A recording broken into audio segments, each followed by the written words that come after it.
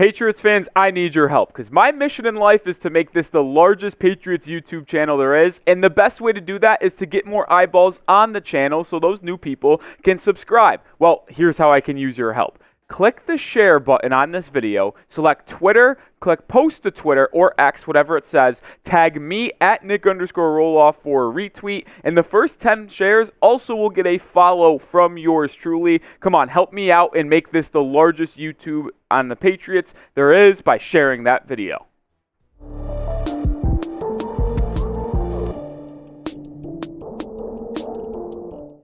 All right, it's mock draft time for the New England Patriots 11.0. Yes, we have been doing 11 mock drafts so far. The NFL draft is a month away, and today I want to explore it. There's no fugazi. I'm not going to try to hide it from you guys. We are going to talk about if the Patriots traded back from the number 3 overall pick, as Jerod Mayo did say on Monday that he is open and New England is open to business if someone came up and offered the right deal. So we're going to explore the different type of scenarios in today's mock draft, and let's just get right into it because we're going to do the trade with the Minnesota Vikings, the most likely team to want to trade up inside the top 5. Could they go to Arizona for 4 if New England stays put? Sure, but if the Patriots are open and they send a massive deal for number 3, this is what I think it could look like. They get 2 first-round picks this year, number 11 and number 23. New England also picks up a first-round pick in 2025. And as a sweetener for New England, I also decided to throw in there moving up 8 spots from the beginning of the 5th round to the end of the 4th round for New England, just getting a little bit of a better pick. That is a deal that I absolutely could see coming to fruition if New England did want to trade back from that number 3 spot and they didn't fall in love with any of the quarterbacks, either Drake May, Jane Daniels, or J.J. McCarthy. So with the pick at number 11, I'm going to go with Brock Bowers, the tight end out of Georgia. And if you remember, Eliot Wolf said that they wanted to weaponize this offense. Well, there's not a ton of weapons on the New England Patriots offensive depth chart right now, but Bowers would certainly make that the different case if he joined the team up in Foxborough. You just see his numbers on screen. As a true freshman, he popped off at Georgia for 13 tutties. He's battled injuries over the past couple of years. There's no debating that, or at least mostly just last year. But he is as productive as a tight end as you'll see. They ran jet sweeps for this dude at Georgia. I mean, the guy is an athletic freak for that position. Not as athletic as Kyle Pitts, but where he makes up in the athleticism he lacked with Kyle Pitts, he is a phenomenal run blocker. And we know Alex Van Pelt likes their tight ends to be able to block and help out in the run game. And having a 2 tight end set of Hunter Henry and Brock Bowers would make life for whoever is playing quarterback a lot easier because you have 2 safety valves and another weapon that you can really do a lot with, whether you want to put Brock out in the slot, whether you want to run jet sweeps for him, whatever you want to do, you'll be able to do it because Bowers is a Swiss Army knife at that tight end position. And this is kind of the range he'll probably go, maybe late in the first top 10, early 11 to 15 potentially. If the Patriots are picking at 11 and they don't love an offensive tackle or wide receiver that are on the board, say Joe Alt and Fuaga both go before pick 11, and New England's like, well, I don't really love Olu Fashanu here, I could absolutely see them going Brock Bowers to add a weapon to this offense. We also have pick 23. Let's add another weapon to the offense because we know the Patriots need a wide receiver 1 and someone who could just take the top off of a defense and be that go-to guy. And I think Brian Thomas Jr., the wide receiver from LSU, can absolutely fit that mold. If New England does not trade for a veteran guy like T. Higgins, Brandon Ayuk, or whoever could potentially be out there, I love Brian Thomas Jr. at 23 if this is the route Eliot Wolf decided to go by trading back. And I'll bring this up one more time. Remember, they wanted to weaponize the offense. They tried to go out and get Calvin Ridley in free agency. That evidently did not happen. Jerod Mayo said it was disappointing, but they move on. It didn't look like they were really targeting any other weapons in free agency outside of Calvin Ridley, which is fine.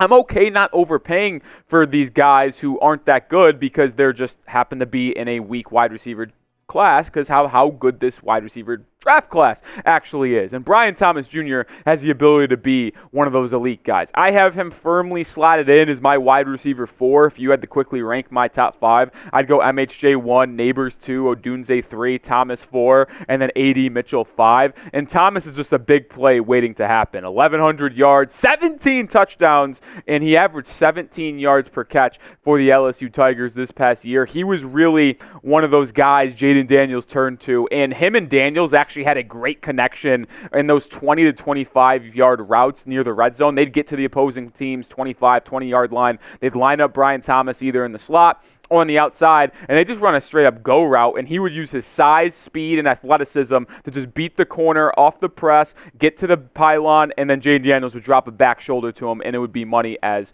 gold. He is an elite wide receiver. Let's not get it twisted. These guys are really good coming out of the draft. And if you were to just pair up Brock Bowers and Brian Thomas Jr., those are two unbelievably good building blocks on the offensive end. You now have two cornerstone guys on your offense that you can really build your team around on that side of the football. And then after you get those two guys in, well, all you got to do is find that quarterback, and then you could really start making some noise in the AFC.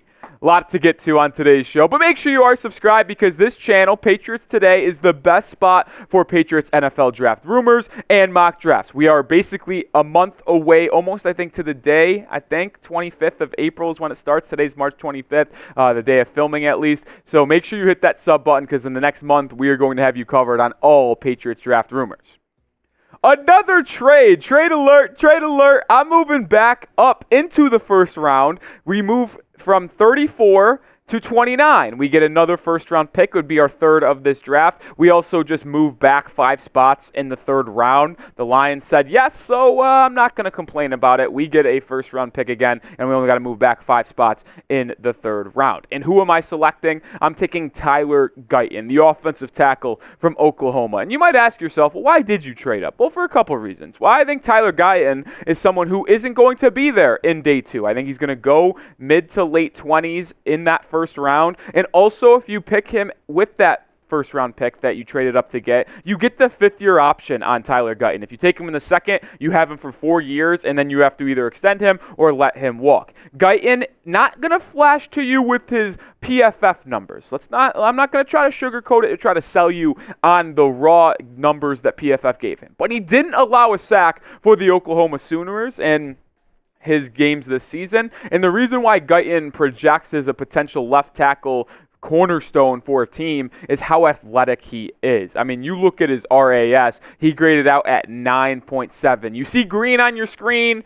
Well, that means you're really good because you're grading out a 10. He's got great size at 6'7", good weight, but he's also very athletic. Look at that 3-cone drill, and that's the one that really stands out to me. Sure, the 40-yard dash is cool and all, but to be able to change directions quickly like he was able to do in the 3-cone just shows the ability to handle speed rushers, but also be able to handle the power rushers. He's also got a great vertical. And look at the 10-yard split, because when you look at the 40-yard dash for offensive linemen, sure, it's fun to see how fast they are actually going, but the 10-yard split is when you actually have to measure these offensive linemen, because you're not running 20 yards downfield to go block people often, but you will have to occasionally get out quickly in the run game and hit someone 5-10 yards down the field, and Tyler Guyton shows the ability to get off the line of scrimmage very, very quickly. Also got great hand and arm length. I think Guyton projects as a really solid offensive tackle, and if he's able to clean up some of his mechanics and footwork, he could be a real solid left tackle in the NFL. So, I had 3 picks in the first round. Brian Thomas Jr. at 23, Brock Bowers at 11, and Tyler Guyton at 29. Scale the first round of this mock. Very unlikely this happens, but if Eliot Wolf of the New England Patriots had this exact first round, how would you scale it on a scale of 1 to 10? Get down in the comment section and let me know. Another trade. I wasn't satisfied. I needed another second-round pick, and I'm willing to go up and trade for it. I go with the Cleveland Browns. I give Andrew Berry a nice little call and trade up for the 54th pick. I give them our third-round pick, 73, that we got from the Detroit Lions. And that trade back, I also give us their 4th-round pick that we got from the Minnesota Vikings, and then I trade a 2025 4th-round pick as well. And the reason why I trade up to get this guy, is because the Patriots do need a quarterback. And in this specific situation, Jacoby Brissett would absolutely be the starter for week 1. There's no twisting and doubting that. But Spencer Rattler is someone who has a lot of upside, a lot of arm strength, and a lot of talent. And if he's able to sit behind a veteran quarterback and get mentored, Rattler can be a really solid ball player. You look at what he was able to do at South Carolina in 2023, the raw numbers are not going to jump off the screen. But he was able to find a really solid connection with Xavier Legette, the wide receiver who's likely to go in the first 2 rounds as well in the NFL draft, and he was able to make them competitive. And you remember in 2022, the Gamecocks were actually very, very good, and they were able to beat Tennessee at home late in that college football season and get an upset. And I tell you what, he has a lot of talent, and I'm willing to take the flyer on Spencer Rattler if you already acquired a wide receiver, a tight end, and an offensive tackle in the first round of this draft. Because, sure, he's not the biggest guy, 6'1", 217, but he was a 5-star recruit. He started at Oklahoma before getting replaced by Caleb Williams and then transferred to South Carolina. A lot of people question his leadership ability, his personality, but you cannot deny the talent this man possesses, the arm strength, and if he's able to be good inside the building, good on the chalkboard, good up here, Spencer Rattler has a chance of hitting, and he's probably my favorite day 2 quarterback. I like Penix a lot, but if you're looking at pure upside, I think Spencer Rattler might be that top guy on day 2 of the NFL draft. More to get to in second half of this mock draft, but make sure you do share this video, as I said off the top. Help me out here. Click that share button, post it to Twitter, tag me. I want to make this the largest Patriots YouTube channel. I want to double down on that statement, so help me out by sharing this video. Let's go to the 4th round because we did have another 4th round pick. Chris Abrams-Draine, the cornerback out of Mizzou. And the reason why this one intrigues me is because, well, he could play that slot role for the New England Patriots. He's only 5'11", he's 178, and he was very active for the Missouri Tigers this past season. But the reason why this intrigues me is because, well, Marcus Jones is our slot corner right now for New England. But there is no guaranteeing that he is going to be able to stay healthy or perform very well because he basically missed his entire sophomore season after a very good rookie year. So you get some depth here in the 4th round. No Miles Bryant return as of yet, so we can have him come in, be a special teams guy, and learn behind Marcus Jones as that slot guy. Also, Matt Groh, and Dante Hightower were at the Missouri Pro Day just a week ago, so Patriots were heavily involved at that Pro Day. Maybe they really like Chris Abrams-Draine. All right, let's moving on to a defensive lineman here in the 6th round, Jordan Jefferson. We'll head back to Baton Rouge to grab an LSU Tiger. Listen, the signing of Armon Watts might take away from the possibility of Jordan Jefferson being a Patriot in the 6th round, but listen, it is the 6th round. I'm not going to come out here and act like every single pick has a reason to be like this all-out stud, but he's just a depth piece that can help clog the middle of this defense, work behind Christian Barmore, work behind Armon Watts and Devon Godshaw as well, and see if he can make a difference. You're throwing darts here in the 6th round, and I'll take a talented guy who played in a major Power 5. We'll go to the safety position in James Williams. Maybe he can make the roster, maybe he can't in round 6 here. But remember, the Patriots brought in Alonzo Highsmith from Miami. He was de facto their GM there for the Miami Hurricanes, so he has a lot of knowledge base on these players coming out of the U in the NFL draft. If he signs off on James Williams and he's there in the 6th round, it's possible. In this mock draft, this was basically a best available pick. He was the best guy on the board, and I just went with it because he's a talented guy. He's 6'5", 215, had 4 PBUs, 65 tackles. He's a big guy that can get mixed up in the run game as well. And he could be your 4th safety maybe by potentially making this roster sitting behind the newly signed Jalen Hawkins and obviously Jabril Peppers and Kyle Duggar, who is currently on the transition tag. We'll round out this mock draft with Donovan Jennings, the offensive tackle from South Florida. In the 7th round, listen, what are you going to do? But he had a pretty good season for the, what are they, Chip? Do you remember? No? I don't know. We don't know. USF, it's right on the, it's not like the Bullhorns, it's something, I don't know. I'm spacing on USF. It's going to drive me up a wall. But he actually graded out pretty well for PFF this past year, and he was a great pass blocker for USF. So we'll see as a 7th round pick if he can come out and do anything for New England. But obviously having Tyler Guyton, Chukwuemeka, and Michael Wenu right now slotted in as those 3 offensive tackles if this mock draft came to fruition, you have a guy just as a depth and swing piece. All right, that's going to do it for our mock draft. Back to school for me. Grade the mock draft A, B, C, D, or F. We had a lot of trades in this one, acquired a lot of talent, 8 picks in total, 3 coming in the first round, 4 coming in the first 2 rounds of the NFL draft. Grade it for me down in the comments section.